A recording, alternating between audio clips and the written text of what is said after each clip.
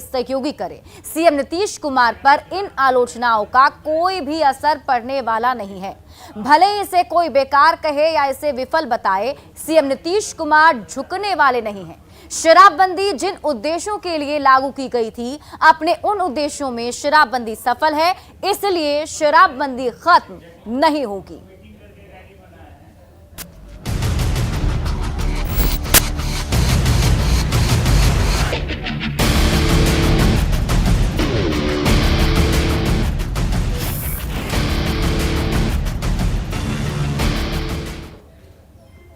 CM Nitish Kumar ने शराबबंदी को लेकर एक बार फिर से अपना इरादा साफ कर दिया है, स्पष्ट बता दिया है। उन्होंने शराबबंदी पर सवाल उठाने वाले लोगों पर जमकर निशाना साधा है। किसी का नाम लिए बगैर उन्होंने कहा कि कुछ लोग शराबबंदी को लेकर मेरे खिलाफ बोलते रहते हैं, लेकिन शराबबंदी अकेला उनका फैसला नहीं था, बल्कि बिहार में किसी भी पार्टी ने शराबबंदी का विरोध नहीं किया था, बल्कि सभी ने एकजुट होकर शराबबंदी का समर्थन किया था। कांग्रेस नेता अजीत शर्मा का नाम लिए बगैर सीएम नीतीश कुमार ने कहा कि कांग्रेस पार्टी की सदस्यता रसीद पर ही लिखा है कि शराब नहीं पीना है, ऐसे में शराबबंदी की आलोचना करना ठीक नहीं। आपको बता दें कि कांग्रेस नेता अजीत शर्मा ने कुढ़नी की हार के लिए शराबबंदी को जिम्मेदार ठहराया और कहा कि शराबबंदी की वजह से कुढ़नी में महागठबंधन की हार हुई।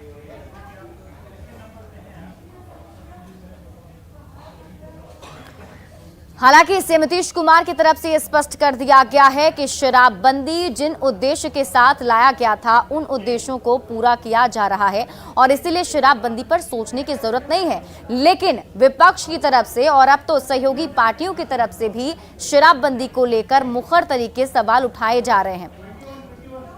शराबबंदी पर सरकार का क्या तर्क है, हम आपको अब वो भी बताते हैं।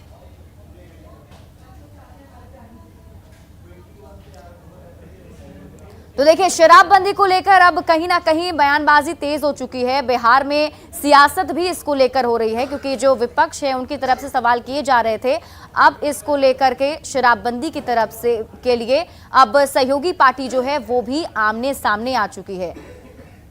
अब शराबबंदी पर सीएम नीतीश कुमार ने दो टूक अपनी बात कह दी है। इसके बावजूद इस पर सियासत थमने का नाम नहीं ले रही। कांग्रेस ने फिर से शराबबंदी कानून की समीक्षा की सलाह दी है। शराबबंदी कानून को लेकर के आदरणीय मुख्यमंत्री श्री नीतीश कुमार जी ने स्पष्ट कर दिया है, शराबबंदी कानून राज्य में लागू रहेगा। सभी राजनीतिक दलों ने इस पर शपथ लिया था। इससे कई घरों में खुशियां लौटी हैं। बिहार की माताएं बहनें खुश हैं, सभी लोग खुश हैं। इसलिए शराबबंदी कानून पर कहीं कोई कंप्रोमाइज का सवाल नहीं है। आदरणीय नीतीश कुमार जी ने स्पष्ट कर दिया है। माननीय मुख्यमंत्री जी, आप जो शराबबंदी उद्योग को जारी रखना चाहते हैं, आप जारी रखिए, इसमें कोई गुनाह नहीं है। लेकिन आप शराब से बाहर निकलिए और दारूबंदी से बाहर निकलिए। आप जो है बिहार में और भी काम बने हैं। यहाँ बेरोजगारों के जनसंख्या बढ़ रहा है, यहाँ पर स्वास्थ्य सुविधाएं, शिक्षा सुविधाएं भी हैं। यहाँ आम जनता के और भी काम हैं, उसको आप देखिए। आप शराब और बालू में पूरे बिहार को बर्बाद किए हुए हैं। शराब से आप नाजायज उद्योग शराब का बिहार में स्थापित करा चुके हैं। आजकल कुछ लोग शराबबंदी की समीक्षा के नाम पर शराबबंदी को खत्म करने की बात करते हैं, जो कहीं से भी सही नहीं है। हम लोगों ने हमेशा किसी भी तरह के सकारात्मक सुझावों का हमेशा स्वागत किया है। हमारे नेता नीतीश कुमार जी ने हमेशा इस बात को कहा है कि शराबबंदी के साथ कोई समझौता नहीं हो सकता है। शराबबंदी के बहुत सारे सकारात्मक परिणाम रहे हैं। बिहार में शराबबंदी लागू हुए तकरीबन 7 साल हो गए हैं और महागठबंधन के घटक दल की तरह कांग्रेस पार्टी ये मांग करती है कि अब वक्त आ गया है कि शराबबंदी पे एक समेकित समीक्षा की जाए। शराबबंदी लागू रहेगी या शराबबंदी हट जाएगी, इस पे कोई भी ठोस निर्णय होने से पहले शराबबंदी की सफलता असफलता को जमीनी स्तर पे आकलन किया जाए। और इस खबर पर अधिक जानकारी के साथ हमारे सहयोगी आनंद अमृतराज हमारे साथ जुड़े हुए हैं, उनसे भी हम बातचीत करेंगे, जानेंगे क्या कुछ इसमें और अधिक अपडेट मिल रहा है। लेकिन इसी बीच आपको बता दें कि विपक्ष के तमाम विरोधों के बावजूद सरकार शराबबंदी जारी रखना चाहती है। तो अब आपको समझना जरूरी है कि सरकार का तर्क इसमें आखिर क्या दिया जा रहा है। तो सरकार की तरफ से कहा जा रहा है कि सड़क हादसों की संख्या में कमी आई है, सड़क हादसों से होने वाली मौतें कम हो गई हैं, महिलाओं के खिलाफ खिलाफ अपराध में कमी आई है और महिलाओं के खिलाफ घरेलू हिंसा कम हुई है। सामान्य आपराधिक घटनाओं में भी इससे कमी आई है। शराब नहीं पीने से लोगों का स्वास्थ्य सुधर गया है। लोग भोजन पर अब ज्यादा खर्च कर रहे हैं। सामाजिक आर्थिक बदलाव देखने को मिल रहा है। शराबबंदी से सामाजिक सद्भाव भी बढ़ा है। गरीबों और दलितों को सबसे ज्यादा इसका फायदा मिला है। सरकार ये भी कहती है कि शराबबंदी से लोग आर्थिक रूप से मजबूत हो गए हैं। तो जब शराबबंदी के इतने फायदे सरकार गिना रही है तो फिर विपक्ष इसे खत्म करने की मांग आखिर क्यों कर रहा है, ये जानना भी जरूरी है। शराबबंदी का विरोध करने वालों का तर्क है कि गरीब लोग ही पकड़े जा रहे हैं, गरीब लोगों पर ही मुकदमा दर्ज किया जा रहा है, गरीब लोगों को ही जेल जाना पड़ता है और शराबबंदी से राजस्व का नुकसान हो रहा है। अपराध से पुलिस का ध्यान हट चुका है। शराबबंदी से अपराध में काफी ज्यादा बढ़ोतरी हो गई है। शराब की तस्करी बेरोक टोक जारी है और शराबबंदी के बाद से जब भी पुलिस की टीम कहीं पहुंचती है तो पुलिस पर हमले होते हैं, पुलिस पर हमले बढ़ गए हैं। शराबबंदी के समर्थन और विरोध के बीच इतनी बात को सच है कि शराबबंदी बिहार में अब तक सबसे बड़ा अभियान है और जो राजस्व के भारी नुकसान के बावजूद चल रहा है। बिहार में अप्रैल 2016 में शराबबंदी कानून लागू हुई थी। सीएम नीतीश कुमार ने महिलाओं से अपना वादा जो किया था उसे निभाया था। विधानसभा चुनाव 2015 में सीएम ने वादा किया था। शराबबंदी सालाना करीब 5,000 करोड़ का नुकसान हो रहा है। सरकार ने शराबबंदी को एक अभियान के रूप में लागू किया है। सरकार ने बिहार में व्यापक जागरूकता अभियान भी चलाया। नशा मुक्ति के लिए सरकार ने मानव श्रृंखलाएं बनवाई। नशा के खिलाफ पुलिसकर्मियों ने बार-बार शपथ भी लिए। शराबबंदी को सख्ती से लागू करने के लिए कई कदम भी उठाए गए। तस्करी के खिलाफ पुलिस लगातार अभियान चला रही है और इसी पर अधिक जानकारी के साथ हमारे सहयोगी पटना संवाददाता आनंद अमृतराज जुड़े हुए हैं। सीधे उनका रुख कर लेते हैं। आनंद, देखिए, अब जब सीएम नीतीश कुमार बार बार कह चुके हैं कि शराबबंदी को लेकर कोई समीक्षा नहीं होगी, उसे पीछे नहीं हटा जाएगा, एक तरीके से क्लियर कर दिया गया है, तो फिर कांग्रेस की तरफ से ये सवाल क्यों उठाए जा रहे हैं?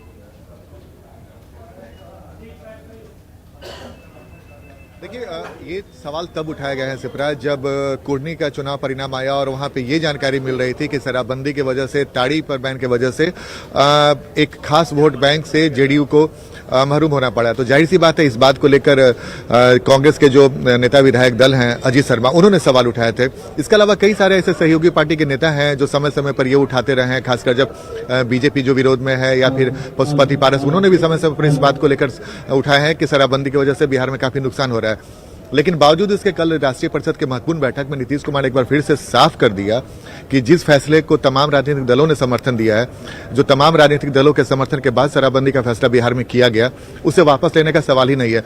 दूसरी महत्वपूर्ण बात उन्होंने कांग्रेस पर निशाना साधते हुए बोला कि जिस पार्टी के मैनिफेस्टो में लिखा हुआ है कि जो पर्ची होता है, जो सदस्यता पत्र होता है, सदस्य अभियान जब चलता है और कोई भी पार्टी से जुड़ता है, उसमें साफ साफ लिखा हुआ है कि शराब पीना गैर कानूनी है और शराब नहीं पीना चाहिए। उसके बावजूद वो कांग्रेस के नेता इस तरीके से सवाल उठाते हैं। उनका निशाना सीधे सीधा अजीत शर्मा पे था। लेकिन जिस तरीके से पुरजोर तरीके से नीतीश कुमार ने एक बार फिर से साफ कर दिया कि भले ही कुर्नी में विधानसभा उपचुनाव में हार मिली हो और एक वजह शराब बताई जा रही है, बावजूद इसके वो इस फैसले से हटने वाले नहीं है।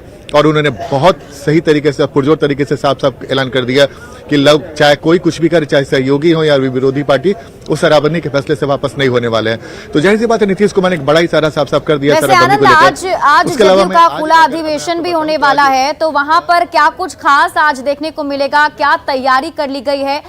शायद आप वहीं एसके मेमोरियल हॉल में ही मौजूद हैं, तो कितने बजे से ये सब कुछ कार्यक्रम शुरू होने वाला है? बिल्कुल,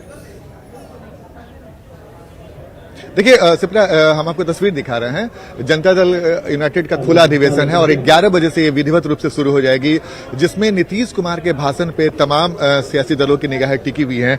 चूंकि नीतीश कुमार आज यहाँ खुले मन से खुले अधिवेशन में भाषण देंगे और जो उनके कार्यकर्ता और नेता हैं वो भी यहाँ पर पहुंचने लगे हैं और इस नीतीश कुमार के भाषण पे काफी लोगों की नजर है और खासकर जो युवा वर्ग है उनकी भी नजर काफी है। हम एक बार फिर से आपको तस्वीर दिखा रहे हैं और हमारे साथ एक युवा भी हैं। क्या नाम है आपका? सन्नी कुमार। सन्नी, आज नीतीश कुमार के भाषण में ऐसा क्या सुनना चाहते हैं आप लोग कि कुछ आप लोग को उत्साहित हो, क्योंकि कुर्नी का विधानसभा चुनाव में आप लोग के हार मिले थे। हम लोगों के पार्टी के राष्ट्रीय अध्यक्ष कल निर्वाचित हुए हैं। आज उनका स्वागत समारोह है। हम लोग राष्ट्रीय पार्टी बनाने के लिए मुख्यमंत्री जी कार्यकर्ता को परीक्षण देंगे और संबोधित करेंगे। और मनोबल पे कुछ असर पड़ा था क्या? कोई मनोबल पे असर नहीं हुआ है। बीजेपी एमसीडी चुनाव में प्रधानमंत्री जी आप चुके युवा हैं और एमसीडी चुनाव तक पहुंच गए, लेकिन हम आपको तस्वीर दिखा रहे हैं सिपरा की। देखिए, एक बड़ा सा बैनर पोस्टर लगाया गया है जिसमें नीतीश कुमार की तस्वीर लगी हुई है और जनता दल यूनाइटेड का खुला अधिवेशन। ये जो खुला अधिवेशन है बेहद महत्वपूर्ण माना जाता है, क्योंकि पार्टी के तमाम नेता और कार्यकर्ता जो देश भर से आए हुए हैं इस अधिवेशन में भाग ले रहे हैं और पूरे देश में नीतीश कुमार इस भाषण के बदौलत मैसेज देने की भी कोशिश कर रहे हैं कि आने वाले समय में उनका रोड मैप क्या होने वाला है। क्योंकि कल जैसे ही जब खुला ये राष्ट्रीय अधिवेशन, राष्ट्रीय परिषद की बैठक हुई थी, उसके बाद केसी त्यागी हो या ललन सिंह हो, उन्होंने साफ साफ कर दिया था कि आने वाले 2024 के लोकसभा चुनाव के पहले विरोधी पार्टियों को एकजुट करने के लिए नीतीश कुमार मुहिम पर निकलने वाले हैं। और केसी त्यागी ने तो यहां तक कह दिया था कि time to time Nitish Kumar अब दिल्ली निकलते रहेंगे, यानी कि आने वाले समय में अगर नीतीश कुमार की सक्रियता बढ़ जाए विरोधी पार्टी को एकजुट करने में। खबर पर नजर बनाए रखिए। बहुत बहुत शुक्रिया तमाम जानकारी के लिए आनंद। और बढ़ते हैं आगे, बात अगली खबर की। सरकार शराबबंदी पर अटल है, लेकिन लोग शराब के लिए बड़े से बड़ा अपराध कर रहे हैं। मसौड़ी में शराबी पति ने पैसे नहीं देने पर पत्नी को चाकू मारकर जख्मी कर दिया। स्थानीय लोगों ने महिला को अस्पताल में भर्ती करवाया, जहां उसकी हालत गंभीर बनी हुई है। घटना के बाद पति घर से फरार है। वहीं पुलिस मामले की जांच में जुटी हुई है। बताया जा रहा है कि आरोपी भरोसा राम रोज शराब पीकर हंगामा करता था। बीती रात वो पत्नी से पैसे की मांग कर रहा था। दरअसल प्रधानमंत्री आवास योजना के तहत उसकी पत्नी को पैसे मिले थे, जिस बात की जानकारी भरोसा राम को हो गई थी। उसने अपनी पत्नी से शराब पीने के लिए पैसे मांगे। जब उसने पैसे नहीं दिए तो चाकू मारकर जख्मी कर दिया। फिलहाल पुलिस पूरे मामले की जांच में जुट गई है। क्या मतलब है? थाना में गला है थे तो कहे कि इलाज पे लेकर छुरा मार दलवा है क्या पड़े?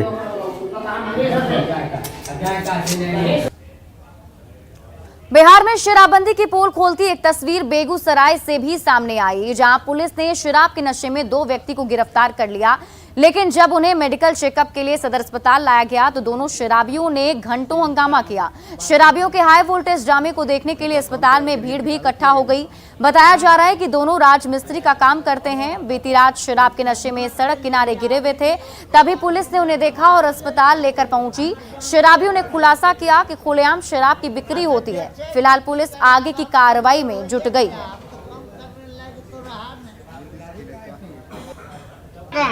नीतीश कहाँ? प्लीज पुलिस प्लीज अंग्रेजी दारूबाज है। क्या नाम है? बंद करो।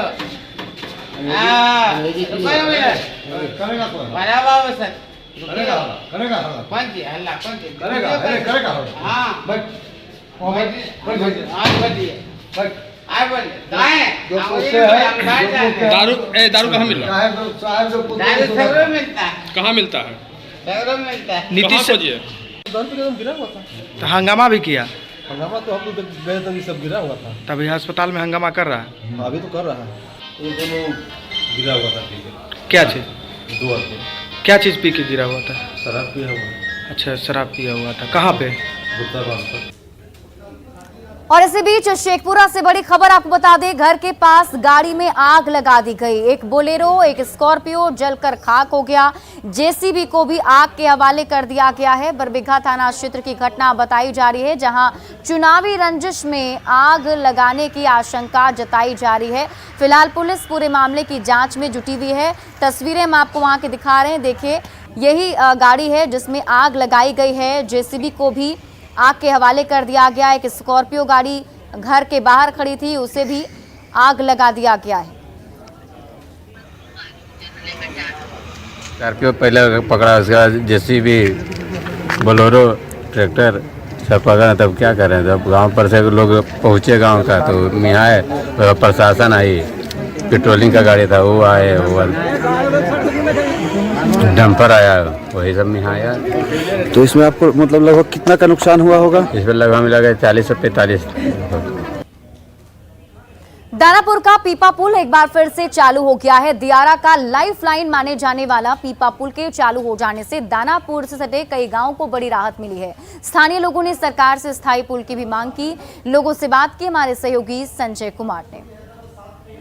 इस वक्त हम दानापुर के लाइफलाइन कहे जाने वाले पीपा पुल पर खड़े हैं और एक बार फिर से पीपा पुल को चालू कर दिया गया। तस्वीरों में देखिए लोगों के आने जाने का सिलसिला लगातार जारी है और कई महीनों के बाद पीपा पुल जो है वो चालू किया गया है। पानापुर, हेतनपुर, गंगहारा कई ऐसे इलाके हैं जहां पर हजारों की आबादी है और इस पीपा पुल के चालू हो जाने से लोगों को बड़ी राहत मिली है और काफी संख्या में लोग प्रतिदिन पटना आते हैं सुबह में और काम करने के बाद वापस अपने गांव को लौटते हैं। और बरसात में चूंकि गंगा का लेवल काफी बढ़ जाता है और ऐसे में पीपा पुल को खोल दिया जाता है लोगों की सुरक्षा के ख्याल से, लेकिन एक बार फिर से पानी कम हो गया है और पीपा पुल के चालू हो जाने के बाद देखिए ये जो लोग हैं ये प्रतिदिन इसी तरीके से पीपा पुल से आते हैं और काम करने के लिए पटना में पहुंचते हैं और उसके बाद वापस लौटते हैं। निश्चित तौर पर एक बड़ी राहत की बात दियारा के लाइफलाइन कहे जाने वाले पीपा पुल के चालू हो जाने के बाद लोग जो है आ रहे हैं, जा रहे हैं। और एक बात और है, सावधानी बरतनी होगी क्योंकि पीपा पुल जो है वो कई हादसों का गवाह रहा है, तो ऐसे में लोगों को सावधानियां भी बरतनी चाहिए। जो लोग हैं हम उनसे बात कर लेते हैं। पीपा पुल चालू हो गया, कितनी राहत मिल रही है बाप? राहत तो अभी बहुत है, मिल रहा है। अभी हम लोग के नाव से ठीक है। फिर तो 6 महीने के बाद फिर तो 6 महीने तक अब राहत मिल गई। हाँ 6 महीने। हाँ क्या फायदा होता है? फायदा है कि नाव से हम लोग के इमरजेंसी ला ठीक है, बड़ बीमारी पड़ गया इसलिए अपना तुरंत लेकर चल गए हम लोग। नाव रहता है तो हम लोग को दिक्कत होता है, नाव डूबी हो जाता है। अगर बाद में इमरजेंसी के लिए दिक्कत होता है। रात में भी अब आप लोग आ सकते हैं? हाँ रात में भी आ सकते हैं। अपना आबादी को फायदा होगा इसके चालू होने से? कम से कम में लाखों से ऊपर है। लाखों लोग हैं। हाँ लाखों से ऊपर। भानु राय जी हैं, वो बता रहे हैं कि कितना फायदा है पीपा पुल के चालू होने से। कितना फायदा हुआ आप लोगों को आने में? फायदा बहुत है। कई लोग दिन में काम करने के लिए पटना जाते हैं, लाखों आदमी जाता है साहब, तो इससे फायदा हो गया। फायदा है। कोई मांग भी है पीपा पुल की जगह स्थायी पुल की आप लोगों की? पुल पक्का पुल बन जाए तो इससे ये पुल से तो 6 महीना फायदा, उसके बाद में पानी है। वोट लगा चल जाता है। अभी आश्वासन मिला नेताजी लोग की तरफ से कि अस्थायी पुल बनाएंगे, कभी अभी कुछ नहीं मिला है। कभी मिला? इलेक्शन आएगा तो बोलेंगे कि क्या नाम है? रोहित कुमार। क्या बोल रहे हैं? नेता लोग बोलते हैं इलेक्शन आएगा तो कि पक्का पुल बना देंगे, उसके बाद में नहीं है। कई साल से मिल रहा है? बहुत साल से लेकिन बना आज तक नहीं। जब चुनाव आएगा अबरी बार अप्लाई किए हैं, आ जाएगा उसके बाद फिर पीपा पुल है। वोट लेकर चल जाता है। जितेंद्र पासवान जी है। तो निश्चित तौर पर ये दियारा के लोगों के उद्गार हैं, शब्द हैं और ये बता रहे हैं कि पीपा पुल भले ही 6 महीना के लिए ही चालू हो जाए लेकिन फिलहाल बड़ी राहत मिली। और एक बड़ी बात कही इन्होंने कि अगर कोई बीमार हो जाए रात में तो दियारा के लोग कैसे आएंगे ये समझा जा सकता है, लेकिन अब पीपा पुल चालू हो गया तो देर रात भी लोग पीपा पुल के माध्यम से गंभीर रूप से बीमार लोगों को इमरजेंसी की हालत में पटना ला सकते हैं और फिर उनका इलाज होगा। वाकई में ये जो बातें हैं थोड़ी चौंकाती भी हैं क्योंकि हम स्वास्थ्य के ही क्षेत्र में चाहे जो दूसरी सुविधाओं की बात है कहां से कहां तक पहुंच गए हैं, लेकिन एक आदत पुल न होना वाकई में दियारा के वासियों के लिए एक अभिशाप है। बहरहाल पीपा पुल चालू हो जाने के बाद दियारा के लाखों लोग बेहद खुश नजर आ रहे हैं। कैमरा पर्सन मनीष जुनेजा के साथ संजय कुमार, न्यूज़ 18 पटना। और आइए अब देखते हैं गाड़ी चलाने वालों के लिए एक बड़ी खबर।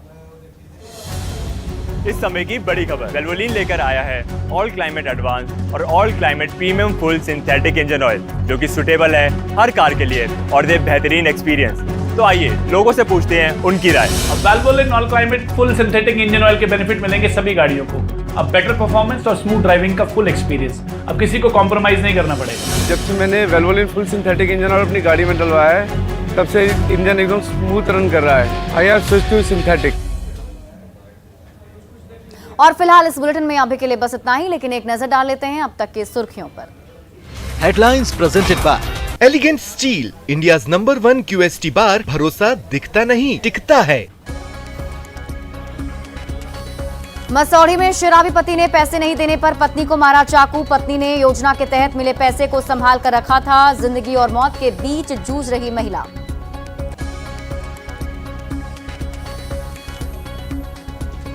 हजारीबाग में साइबर अपराधियों की हिमाकत, डीएसओ का लॉगिन हैक कर सैकड़ों फर्जी राशन कार्ड किए जारी, ग्रीन कार्ड को बिना कोटा ही गुलाबी कार्ड में बदला। बिहार में पछुआ हवा की रफ्तार में आई कमी, लोगों को ठंड से मिली थोड़ी राहत, 2 दिन में गिर सकता है पारा। जेडीयू के राष्ट्रीय परिषद का खुला अधिवेशन आज, सीएम नीतीश और अध्यक्ष ललन सिंह कार्यकर्ताओं को करेंगे संबोधित, एसकेएम हॉल में तैयारी पूरी।